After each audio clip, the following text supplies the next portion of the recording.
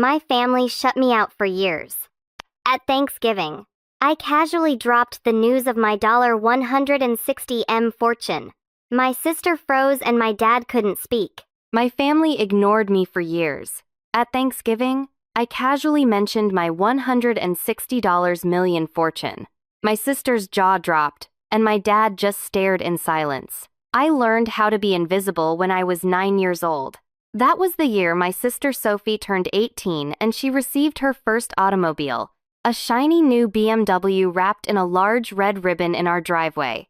I watched from my bedroom window as she shrieked and danced up and down, hugging our parents as the neighbors came to congratulate them on raising such a wonderful daughter. Nobody saw me standing there in my second-hand sweater and thrift shop slacks. Sophie was the golden kid since she was born. She was 7 years older than me and arrived while my parents were still youthful and ambitious, believing they could shape the perfect daughter. By the time I arrived, I believe I was more of an accident than a plan. The zeal had faded off. The baby books remained empty. After my first birthday, the photo book was no longer updated. My parents had a modestly successful insurance firm in Connecticut. We were not wealthy, but we were comfortable, or at least Sophie was. She went to Westfield Academy, a private institution that cost more per year than most people's automobiles. I went to Franklin Public School, which was 3 blocks from our house and had ceiling tiles that leaked when it rained, and textbooks with copyright dates from the 2000s. When I questioned why Sophie got to go to private school when I didn't, my mother gave me a look like I was asking why the sky was blue. Sophie requires more stimulus. Sweetheart, she is talented. You're doing very great where you are. Fine. That term tormented me as a youngster. Sophie was extraordinary, smart, and bound for greatness. I was okay. Sophie's 17th birthday present was a vacation to Paris with our parents. For mine, I spent $30 on a grocery store cake. I bought a second-hand graphing calculator for school because mine had broken, and I knew better than to ask for a replacement. Initially, I was not bitter about the inequity. I was too young to realize what was going on. I figured this was how families functioned. Some students got more because they deserved it. I assimilated that thinking until it became a part of my personality. But I also developed something my sister never had: ingenuity. While Sophie was having French and violin lessons, I was training myself to code using library books and free internet courses. While she spent her summers at pricey camps in the Adirondacks, I worked at a small grocery store and saved every dime. While she was deciding which Ivy League school she would go, I was applying to state. I was accepted into the University of Institutions and praying for scholarships. Connecticut on a full academic scholarship. My parents treated me to supper at Applebee's to celebrate. When Sophie was admitted to Yale and my parents paid full tuition, they had a garden party for 50 people, complete with a catered buffet and a champagne toast. I ate 3 sliders and left the party early. Nobody noticed. College became my escape route. I double majored in computer science and mathematics, worked 2 part-time jobs, and spent my leisure time honing my talents. Most of my vacations were spent away from home. I told my parents I was busy with job or studies, which was true. But really, I couldn't stand watching Sophie return home to fanfare and joy while I got sidetracked with, "Oh, you're here too." During my junior year, something snapped. To supplement my income, I've started working as a freelance developer, creating websites and applications for small businesses. One of my clients reported that their organization was having inventory management issues and was wasting thousands of dollars due to inefficient supply chain tracking. Over the Christmas break, I created a solution for them. It was tough, but it worked. They paid me $6,500, which was the most money I'd ever seen at once. But here's what was important. They informed others about it. Within 6 months, I had 10 organizations requesting comparable solutions. I reduced to part-time student status and focused entirely on developing better, more complicated software. I slept 4 hours a night, lived off ramen and coffee, and programmed till my fingers AHD. The software evolved. I dubbed it Supply Sync, and it grew into something far greater than I could have imagined. a full supply chain management platform capable of integrating with current systems and providing real-time statistics. I was 21 years old and ran a real technology firm from my dorm room. I earned my bachelor's degree at the age of 22. Sophie had graduated from Yale the previous year and was working at a top marketing business in Manhattan, living in an apartment that our parents had helped her acquire. They were quite proud. They would exhibit images of her corner office as if they had created it themselves. I was still invisible. They were aware that I had graduated and that I was working with computers, but they were uninterested in the facts. When I tried to explain what Supply Sync accomplished, my father would graciously nod and shift the conversation to Sophie's recent client presentation. So, I stopped trying to explain. There was one occasion, however, that nearly destroyed my determination to remain silent. I was 23, and I went home for Easter, which was one of the few occasions I had made the journey. Sophie had recently become engaged to her first fiancé, a lawyer named Ethan, whom my parents admired.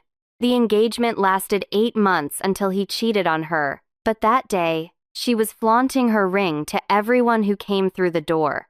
I just signed my second large contract for $300,000, which will allow me to recruit 5 additional workers. I was unable to suppress my enthusiasm. Over supper, I tried again. I have some good news, I announced during a gap in the Sophie worship session. Mom glanced at me with mild interest.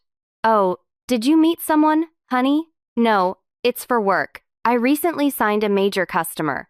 The contract is wonderful, dear, Dad said without glancing up from his phone. Sophie, your mother and I were thinking we should have an engagement party here at the house. Maybe rent a tent for the backyard. Sophie shrieked and the discussion changed completely. I excused myself, went upstairs to my childhood bedroom, which had been converted into Sophie's gift wrapping station, complete with rolls of expensive paper and elaborate bows, and called my business partner, Olivia. My news was dying in my throat as I watched them plan a party for a relationship that would not even last a year. She had been with me since the beginning, a bright developer I'd met through a coding forum. They don't care, I told her, sitting on the floor surrounded by Sophie's wedding preparation supplies. Then stop telling them, Olivia answered simply. Lily, you don't need their approval. Build your empire. Let the art speak for itself. That talk altered everything. Olivia was correct. I'd been looking for crumbs of recognition from people who would never see me as anything more than Sophie's forgettable little sister. From that point forward, I channeled every ounce of hurt, dismissal, and forgotten moment into creating something undeniable. At 23, I got my first major contract, a regional logistics company that paid me $250,000 to implement Supply Sync throughout their entire operation. I hired my first 2 employees, both brilliant developers I met online, who believed in what we were building. At 24, a national retailer signed on, then another, and another. At 25, I had 47 employees and $7 million in annual revenue. At 26, a venture capital firm offered me $18 million for 30% of the company, which I reduced to 20% for $12 million. My lawyer nearly had a heart attack at my confidence, but I understood what Supply Sync was worth. I could have informed my family then, and I could have turned up at Christmas with news of my achievement, proving that I was more than simply okay. But something stopped me, perhaps pride. Maybe it was the memory of every dismissive comment, every forgotten birthday, every time I'd been an afterthought in my own family. But I wanted to see how far I could go while they weren't looking.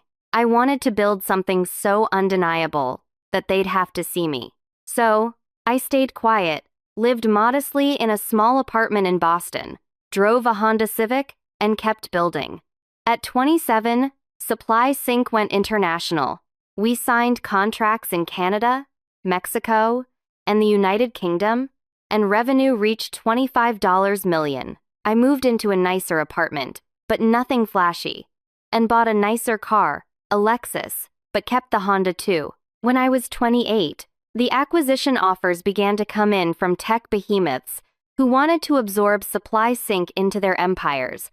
offering exorbitant sums of money. I turned them all down because this was mine, and I wasn't ready to give it up. The first $120 million offer came from a Silicon Valley behemoth, but they wanted to completely dismantle SupplySync and integrate the technology into their existing platform, so I declined within 24 hours. The second offer was $170 million from a European conglomerate. Better money, but they wanted to transfer me to Frankfurt and phase out my whole staff within a year. My board thought I was mad. Lily, these are life-changing offers. One investor told me during a heated meeting, "You're leaving hundreds of millions on the table. I'm not interested in money that comes with conditions that betray everything I've built." I said, SupplySync is more than simply code. It's a team. It is a vision. Claire Matthews, the CEO of Inovix Technologies, was a woman who had created her own business from the ground up, and she saw the value of SupplySync. We met for coffee in Boston, and she presented a plan that honored what I had produced. "I don't want to absorb SupplySync," Claire explained, swirling her coffee. "I'd want to increase it. You remain CEO. Your crew remains intact. We give the necessary infrastructure and cash to become genuinely global. You maintain your vision. We give you the resources to make it bigger than you ever could alone." I listened to her pitch for 2 hours, and by the end, I knew this was different. The negotiations took 3 months, and my lawyers and their lawyers argued over every detail. I fought for my team, ensuring generous retention bonuses and equity packages. Claire grinned across the conference table when we eventually agreed on $280 million with all of my demands fulfilled, saying, "You drive a hard bargain." I battled for creative autonomy, the power to reject choices that jeopardized our essential beliefs, and everything else that was important to me. "I know my worth," I said. "I've spent my entire life having others undervalue me. I'm finished with that." Inovix Technologies made a $270 million offer to acquire SupplySync, but keep it as an independent subsidiary. I would remain CEO and maintain creative control while they would provide the infrastructure to scale globally. I couldn't refuse the offer. I negotiated up to $310 million, and after taxes, legal fees, and setting aside money for my employees' bonuses, I personally walked away with $160 million. I kept $25 million liquid and invested the rest in a diversified portfolio created by my financial advisor. At the age of 28, I had more money than I could spend in 3 lifetimes, and my family had no idea. Sophie, on the other hand, had become engaged to Chase, a hedge fund manager. My father once suggested I apply for a job at his insurance company because they needed someone with computer skills, and my mother would occasionally ask if I was still programming, as if it was a hobby I might outgrow. My parents were overjoyed, so I flew in for the engagement party, gave them a $300 gift card to their registry, and left before the speeches began. Sophie didn't notice I was gone until the next day, and the acquisition closed in October. By November, I'd settled into my new role, signed a 5-year contract with Inovix Technologies, and began planning what to do with my newfound wealth. I donated anonymously to my old public school, funding a complete technology lab renovation and established scholarship funds. I also purchased my first real piece of luxury, a beautiful house in Brooklyn with a view of the Charles River, but I didn't post about it or tell anyone outside of my close circle. Thanksgiving was approaching, and for the first time in years, I wanted to go home. Not because I'd softened toward my family, but because I'd realized something. Their opinion of me no longer mattered. I'd spent so long desperate for their validation, recognition, and pride, but I didn't need it anymore. I'd validated myself. I contacted my mother to confirm my arrival, and she seemed shocked. "Oh, excellent. Honey, Sophie and Chase will also be there. Chase's parents could come by. It'll be a wonderful family reunion." A pause. "You're still doing that computer stuff, right? Are you earning enough to get by? Your father knows someone who might be hiring." I smiled at the phone. "I'm fine, Mom." "Really fine? That's good. See you Thursday." I packed a suitcase, including one special item: the folder with the acquisition documentation, which I had been storing not for a spectacular surprise. I didn't know if I'd say anything at all, but I wanted it with me as a reminder of what I'd accomplished without them. The drive to Connecticut felt different this time. Normally, I'd spend the entire trip preparing myself for disappointment, preparing to be overlooked and undervalued.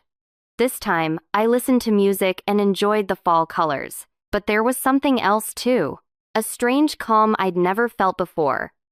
I kept thinking about a conversation I'd had with my therapist, Dr. Chen. The week before, I'd started seeing her 2 years ago, finally ready to unpack the damage of growing up invisible. "Why do you want to go to Thanksgiving?" she'd asked me. "What do you hope to gain from this?" I had been sitting with that question for a long time.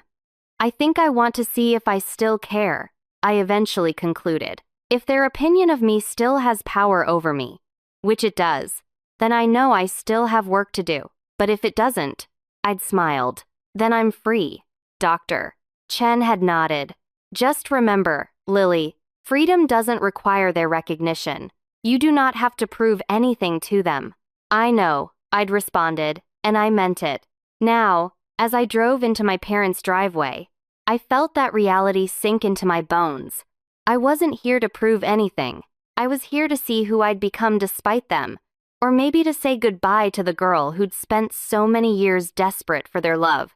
When I arrived Wednesday evening, the house looked exactly the same, with the same manicured lawn and expensive cars in the driveway.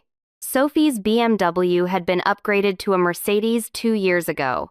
The same chandelier was visible through the front window, and Mom greeted the door with an instinctual hug. "You did it. Come inside. Come inside." Sophie and Chase are in the living room. Sophie looked up from the couch where she was looking through her phone. Chase sat beside her, looking exactly like every hedge fund manager I'd ever seen. An expensive suit even on a casual Wednesday, perfectly styled hair, and a watch that cost more than most people's cars. She'd always been beautiful, tall, blonde, and effortlessly graceful, making people turn their heads. "Hey, Em," Sophie murmured, her focus already returned to her phone. "Long time." "Hey." I laid my luggage down. "How's the wedding planning going?" "Oh my gosh, this is ridiculous. We're looking at venues for next June, and everything excellent is already booked. Mom has been assisting me. Thank God." Chase's mother too. "It's basically a full-time job," she remarked, barely glancing up from her phone. Dad arrived from his desk, reading spectacles perched on his nose. "Good to see you, Lily. How are things going on the job?" "It is good, very good. Do you still have computers?" "Yes, Dad." "Still using computers?" He nodded, already losing interest. "Well, that's steady employment. I'm hoping for good benefits." Sophie sneered. "Dad, she is a programmer, not a doctor. The advantages are presumably simple." I could have corrected her.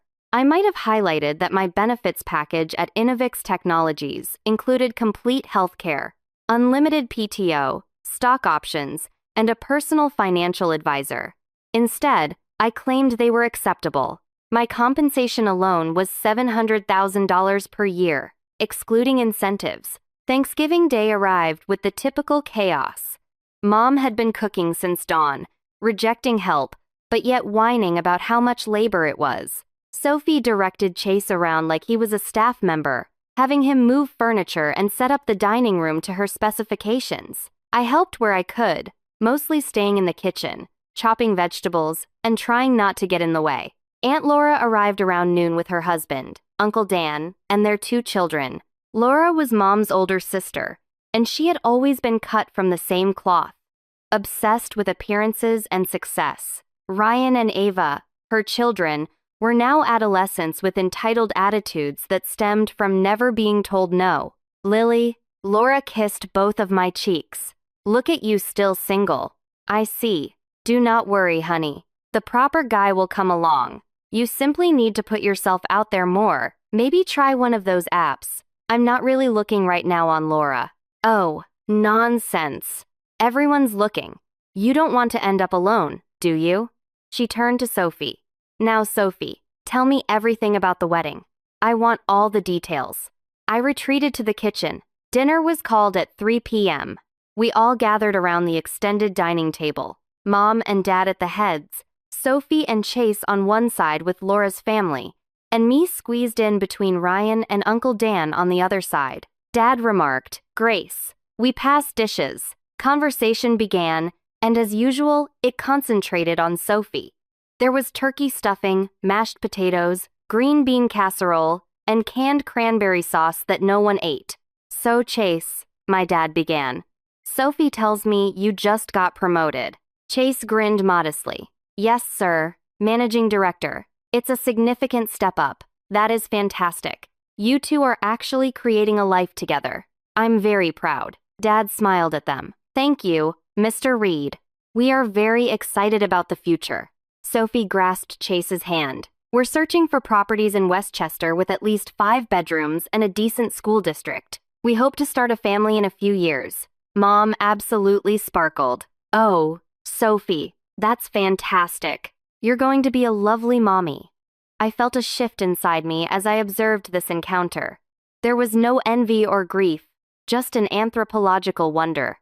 I studied my mother's face as she gazed adoringly at Sophie, trying to remember if she'd ever looked at me that way, but I couldn't recall a single instance. Dad was beaming at Chase as if he'd personally selected him from a catalog of perfect sons-in-law. "You have a good head on your shoulders, son. Sophie is blessed to have you." Chase smiled humbly, but I noticed a faint smirk, the grin of a guy who understood just how precious he was in this family's eyes. He was the golden son-in-law for the golden daughter, another accomplishment for them to boast about. While building Supply Sync, I reflected on my own dating life, which had been sparse. I'd had relationships, a few serious ones, but I'd never brought anyone home. What was the point? So they could compare him to Chase, so my mother could make that pinched expression she gets when I do anything that draws attention away from Sophie? No, I'd kept that part of my life separate, protected, just like everything else that mattered to me. Laura leaned forwards. "What is your budget for the home?" "We're looking in the 1.5 to 2.5 million range." Chase remarked casually like he was talking the weather. Everyone made pleased sounds. Ryan inquired if they'd have a pool, and Ava asked if she might come. I ate my turkey and said nothing. "And the wedding?" Laura added, "Have you made a budget for it?" Sophie laughed. "We wanted to be unique. We're thinking about $250,000. Dad is assisting with part of it, and Chase's folks are also contributing. $250,000 for one day." I considered about the scholarships that money could finance and the lives it might alter. But I kept that notion to myself. "You deserve it, sweetheart," she added. "It's your special day. Sophie's wedding, Sophie's future house, Sophie's work, Chase's advancement, their wonderful life together." I might have easily been a piece of furniture. Uncle Dan, to his credit, ultimately reached out to me. "So, Lily, how about you? How is your work going?" The table became silent, and everyone stared at me with hazy curiosity, as if I were ready to deliver a weather report. "It's going well," I said simply. "Are you still doing computer programming?" Dad inquired. "Yeah, that's nice, honey," Mom replied in that tip. That actually meant, "Can we get back to talking about Sophie now?" Sophie genuinely laughed. "Lily is being modest. I'm sure she is doing well with her tiny applications or whatever. Little apps. My software handled millions of transactions every day over 4 continents. But they were little apps. Actually," I heard myself add, "I've recently had some changes at work." "Oh," Mom said, perking up somewhat. "Did you receive a promotion?" "That's nice, dear. Something like that." Sophie was already looking bored and reaching for her wine glass while Chase was checking his phone beneath the table. "I sold my company," I murmured, and the words lingered in the air for a while. Everyone was still digesting and didn't fully grasp. "What is your company?" Dad's face wrinkled. "I thought you worked for somebody else." "No, I've owned my own firm for 7 years. Supply Sync. It is a supply chain management software platform. I was the founder and CEO." Sophie's fingers froze halfway to her mouth. Wait, what? I started it in college. I built it up. We conducted operations in 8 nations last month. I sold it to Innovix Technologies. The stillness was oppressive and Laura's fork clattered against her plate. I took a sip of water, allowing the moment to stretch. The sale was $280 million, and after taxes and other charges, I cleared $160 million myself. I apologize. Did you say millions? Yes, that's not possible. Sophie gasped. You are a coder. You live in a little apartment and drive a Honda. I still own my Honda, but I also purchased a Lexus, and the flat isn't small. It's only minimal. I also just purchased a home in Brooklyn. Chase was gazing at me like I had a second head. Brooklyn. Those houses begin at. Mine was $4 million. I responded quietly. Waterfront, 5 bedrooms, 3-vehicle garage. I paid cash. Sophie's face had become white. It's a joke. This must be a joke. It's not a joke. I took out my phone, opened my banking app, and showed them the amount of simply my checking account. $25,500,000, which I kept liquid. The rest is invested. Laura shrieked, frightening everyone. Oh my God, that's real. That's a real number. Mom snatched the phone from my grasp, peering at it as if it could bite her. Her mouth opened and closed like a fish. How are you, Lily? When did this happen? I've been developing Supply Sync since I was 21, 7 years. I've had large clientele for 5 years. I just never acknowledged it since no one asked. I looked Sophie in the eyes and said, You said I was doing fine with my little apps. You were not mistaken. I was okay. Better than fine. Dad had turned absolutely pale. But why didn't you tell us? We are your family because you never wanted to know. Every time I tried to discuss my work, you turned the conversation to Sophie. Every accomplishment I had was ignored. Every time I returned home, I was invisible. My voice was firm and quiet. So, I stopped trying to be noticed by you. I created something magnificent without your approval, aid, or even your notice. Sophie smacked her fingers against the table. This is you, made us believe you were struggling. You made me feel sad for you. Have you felt sorry for me, Sophie? Really? I chuckled without amusement. You never thought about me at all. We would have helped you if you'd needed it. I've never needed it, that is the point. While you were getting everything handed to you, the private school, the cars, the trips, the money for Yale, I was working on something real. I worked 80-hour weeks. I taught myself everything. I earned every single dollar. Chase was feverishly texting on his phone, plainly glancing at me. His eyes widened. Holy, she's speaking the truth. Lily Reed, the founder of Supply Sync, the transaction-generated headlines. It is all here. Forbes described her as one of the most successful female tech entrepreneurs under 30. Laura grabbed his phone and hastily read, There are pictures. Lily attends conferences. Lily met with. Oh my God, is that the governor? Mom was weeping now, mascara dripping down her cheeks. Lily, love, why are you keeping this from us? We are your family. We love you. Do you? The question came out sharper than I had intended. Did you love me when you neglected my birthday 3 years in a row? Did you love me when you spent $200,000 on Sophie's schooling while giving me nothing? Did you adore me when I returned home for Christmas and you didn't have a stocking for me because you forgot I was coming? That's not fair, Dad remarked softly. Isn't it? Name one aspect of my life, one item that is not related to my profession. Name my best pal. Name my favorite meal. Name something that demonstrates you've paid attention to me over the previous decade. Silence. Sophie's face was flushed and tears streamed down her cheeks. You're intentionally hurting me. You waited till my turn until everyone was celebrating my presence in my life, and you decided to steal it. Your moment. I couldn't stop laughing. Sophie, every moment has been your moment. You have been the focal point of every holiday, meal, and family event for the past 28 years. This was not anything I had planned. I wasn't sure what I was going to say, but I am so weary of being invisible. You're jealous, Sophie screamed. You've always been jealous of me. I am not jealous of you, Sophie, I am sorry for you. That knocked her down cold. What? Everything you own was given to you. Your education, career options, and even your job. Dad called in favors to help you obtain the interview.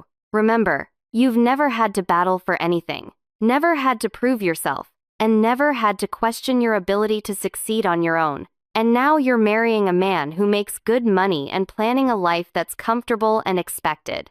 I hesitated. There's nothing wrong with that lifestyle, but it's nothing extraordinary. It is not remarkable. It's precisely what everyone expected you to have, since that's all you've ever learned how to accept, having things handed to you.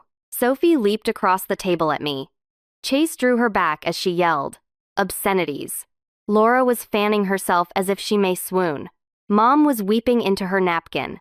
Ryan and Ava sat still, eyes open. Dad finally discovered his voice. "Lily, I think you should leave." "Yeah." I rose up, tired. "I think so, too." I collected my coat and luggage, and as I approached the door, I glanced back to see them all gazing at me. Sophie in wrath, Mom and Dad in amazement, and possibly embarrassment. Laura in naked jealousy. "For what it's worth," I murmured gently, "I didn't come here to ruin anything. I came here because I realized I don't need you to see me anymore.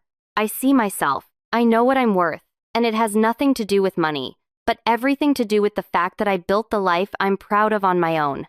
I walked out, and I heard Sophie wailing, Laura's voice rising in excitement, Mom begging Dad to do something. I got in my Lexus and drove away. My phone started blowing up before I even hit the highway. Sophie was calling and texting, screaming at me through voicemail. Mom was crying, asking me to come back so we could talk. Dad was sending stern messages about family loyalty. Even Aunt Laura tried to call, probably to see if I'd invest in whatever scheme she was running. I blocked them all. 3 days later, I received an email from Sophie. It was long, rambling, full of accusations and hurt feelings. But buried in the middle was one sentence that caught my attention. Mom said, "You bought that house with Dad's money, which you must have stolen from the family business somehow." I laughed out loud in my new living room, looking out at the Charles River. They still couldn't believe it that the invisible daughter, the afterthought, the one who was okay, had accomplished more than they could have imagined. I didn't react to the email, and my lawyer phoned a week after Thanksgiving. Your family's attorney got in touch. They argue you owe them recompense for your family's investment in your education and upbringing. They want $5 million. Tell them no and inform them that if they approach me again, I will file a countersuit for mental anguish and child negligence. I've saved every transaction, bank statement, and record that indicates just how much they invested in Sophie versus me. I will make it public. I never heard from their lawyer again. Christmas came and went, and I spent it in Aspen with friends I'd made in the tech world, people who knew me for what I built, not for being someone's forgotten daughter. We skied, drank expensive wine, and celebrated our collective success, while my phone remained blissfully silent. In January, I received a message from an unknown number, which turned out to be my cousin Ryan. "Hello, Lily. I know things are weird with the family, but I wanted to say that what you did was fantastic. You inspired me. I'm going to work hard and create something of my own. Thank you for teaching me that it is possible." I gazed at the message for a long time. Then I said, "Thank you, Ryan.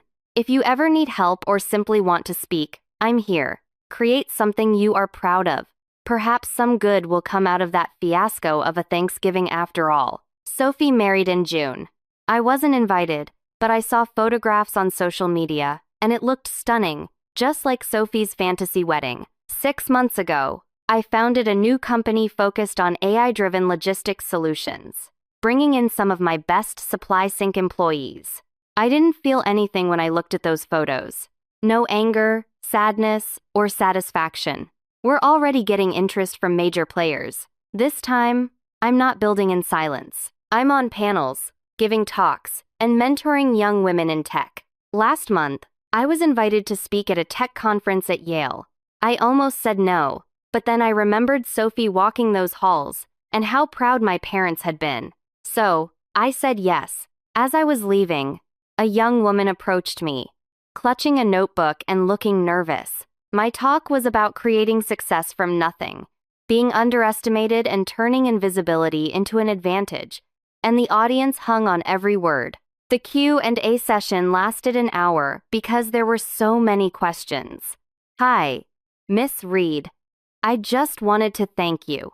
I am a first-generation college student.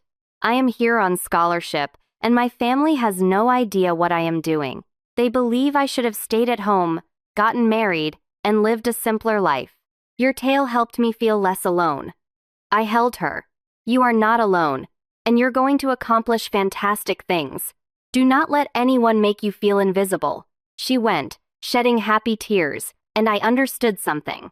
This was better than vengeance. This was purpose. My family still attempts to reach out on occasion.